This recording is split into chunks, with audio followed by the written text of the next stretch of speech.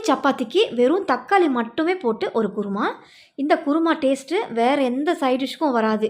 ஒரு முறை நீங்கள் செஞ்சு பாருங்கள், ஆஹா ஓஹோன்னு பாராட்டுவாங்க. அந்த அளவுக்கு டேஸ்ட்டு சூப்பராக இருக்கும். வாங்க வீடியோக்குள்ளே போகலாம்.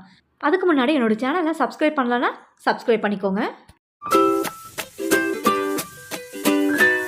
தக்காளி குருமா செய்ய முதல்ல தேங்காய் விழுது ஒன்று அரைச்சிக்கணும். மிக்ஸி ஜாரில் அரை முடி அளவுக்கு தேங்காய், கூடவே ஒரு 6 பல்லு பூண்டு, இஞ்சி ஒரு அரை இன்ச் அளவுக்கு எடுத்துக்கோங்க.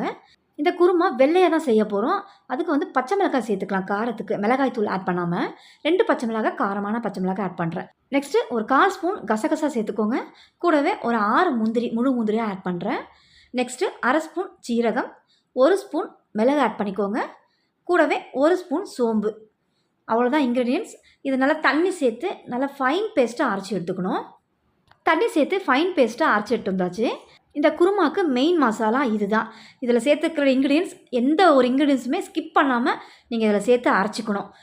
இப்போ இது இருக்கட்டும், குருமா தாளிக்க ஆரம்பிச்சிடலாம். சின்ன குக்கர் ஒன்று ஹீட் பண்ணியிருக்கேன். அதில் ஒரு 4 ஸ்பூன் எண்ணெய் விட்டுக்கிறேன். எண்ணெய் நல்லா ஹீட் ஆகட்டும். ஒரு துண்டு பட்டை, 4 கிராம்பு, ஒரு ஏலக்காய், ஒரு பிரிஞ்சி இலை, அரை ஸ்பூன் சோம்பு, இது எல்லாத்தையும் எண்ணெயில் போட்டுருங்க. நல்லா பொரியட்டும். நல்லா பொரிஞ்சதும் ஒரு பெரிய சைஸ் வெங்காயம் பொடியாக நறுக்கினதை சேர்த்துக்கலாம். இப்போ வெங்காயத்து கூடவே ஒரு எனக்கு கருவேப்பிலையுமே சேர்த்து இந்த வெங்காயத்தை லைட் கோல்டன் ப்ரௌனாக வதக்கி விட்டு எடுத்துக்கோங்க. சிம்மில் வச்சு நல்லா வதக்கி விடுங்க. ஒரு 5லேருந்து 7 நிமிஷத்துக்கு நல்லா ஓரளவுக்கு செவந்து இந்த அளவுக்கு கிடைக்கும் நமக்கு வெங்காயம். இப்போ இந்த அளவுக்கு நல்லா வதங்கினதும் இதை தக்காளி ஆட் பண்ணிக்கலாம். தக்காளி ஒரு 3 தக்காளி நல்லா பழுத்த தக்காளியாக எடுத்து இந்த மாதிரி பெரிய சைஸாக கட் பண்ணி எடுத்துருக்கேன். பொடி பொடியாக கட் பண்ணக்கூடாது. ஒரு தக்காளியை 4ஆவோ 6ஆவோ இந்த சைஸுக்கு கட் பண்ணி எடுத்துக்கோங்க. இப்போ இந்த வெங்காயத்தை கூட ஆட் பண்ணிவிட்டு இந்த தக்காளியை வதக்கி விட போகிறதில்ல, ஜஸ்ட்டு மிக்ஸ் பண்ணி மட்டும் தான் விட போகிறோம். தக்காளி வதங்கக்கூடாது. நம்ம விசில் விட்டு தக்காளியை வேக விட போகிறோம். தக்காளியை லேசாக மிக்ஸ் பண்ண பிறகு அரைச்சி வச்சு அந்த தேங்காய் விழுதை சேர்த்துக்கோங்க.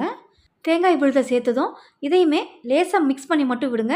இதை நல்லா வதக்கிலாம் விட வேண்டாம். விசில் போட்டு இது எல்லாத்தையும் நல்லா வேக விட போகிறோம். அப்போ தான் டேஸ்ட்டு நல்லாயிருக்கும், குருமாவோட டேஸ்ட்டு. இப்போ எல்லாத்தையும் ஒரு முறை நல்லா மிக்ஸ் பண்ணி விட்டு இந்த குருமாவுக்கு தேவையான உப்பு ஆட் பண்ணிக்கிறேன். கல் உப்பை ஆட் பண்ணிக்கிறேன். தேவையான அளவுக்கு சேர்த்து நல்லா கலந்து கொடுத்துக்கோங்க. நல்லா கலந்துட்டு இதில் தண்ணி ஆட் பண்ணிக்கலாம். குருமா பார்த்திங்கன்னா திக்கான கன்சிஸ்டன்சிக்கு இருக்கணும். இந்த குருமா தண்ணியாக இருக்கக்கூடாது. மிக்ஸி ஜாரில் 1 டம்ளருக்கு தண்ணி சேர்த்து நல்லா மிக்ஸ் பண்ணி இதில் ஆட் பண்ணிக்கிறேன். நான் இந்த அளவுக்கு தண்ணி சேர்த்து நல்லா இதை வேக விட்டுக்கிறேன். அப்போ தான் நல்லா திக்காக இருக்கும். நம்ம பூரியோ சப்பாத்தியோ இதை தொட்டு சாப்பிடும்போது நல்லா அப்படியே அள்ளி சாப்பிட்ற மாதிரி இருக்கும். இப்போ இதை மூடி போட்டு விசில் வச்சு 2 விசில் மட்டும் வச்சு எடுத்துக்கோங்க. அப்போ தான் தக்காளி கரெக்டான பதத்தில் வெந்து வரும். தக்காளி கரைஞ்சும் போகக்கூடாது. அப்போ 2 விசில் வச்சோன்னா தக்காளி நல்லா வெந்து குருமா நல்லா பதமாக கிடைக்கும். இப்போ 2 விசில் வர விட்டு பார்ப்போம். 2 விசில் விட்டு நல்லா ப்ரெஷர் நல்லா ரிலீஸ் ஆகிருக்கு. இப்போ ஓப்பன் பண்ணிடலாம். திறந்ததுமே நல்லா வாசனையாக இருக்குது இந்த குருமா. இப்போ அடுப்பில் இருந்து உடனே இறக்கிற வேண்டாம். ஸ்டவ் ஆன் பண்ணி விடுங்க. ஒரு கொதி வரட்டும். ஒரு கொதி வந்ததும் பொடியாக நறுக்கின கொத்தமல்லி போட்டு இறக்கிக்கலாம். இது குருமான்னு சொல்லலாம், பாயான்னு சொல்லலாம். பாயா டேஸ்ட்டுக்கு இந்த குருமா இருக்கும். இடியாப்பம், ஆப்பத்துக்கு கூட இந்த தக்காளி குருமா செம்ம டேஸ்ட்டாக இருக்கும். இப்போ நல்லா ஒரு கொதி வந்திருக்கு. இப்போ இதில் பொடியாக நறுக்கின கொத்தமல்லி போட்டு இறக்கிடலாம். அவ்வளோதான் ஃப்ரெண்ட்ஸ். கண்டிப்பாக ட்ரை பண்ணி பாருங்கள். இந்த தக்காளி குருமாவை ட்ரை பண்ணி பார்த்துட்டு டேஸ்ட் எப்படி வந்துச்சுன்னு கமெண்ட் பண்ணுங்கள். வீடியோ பிடிச்சிருந்தா மறக்காமல் சப்ஸ்கிரைப் பண்ணுங்கள். ரொம்ப பிடிச்சிருந்தா லைக் ஷேர் பண்ணுங்கள். தேங்க்ஸ் ஃபார் வாட்சிங்.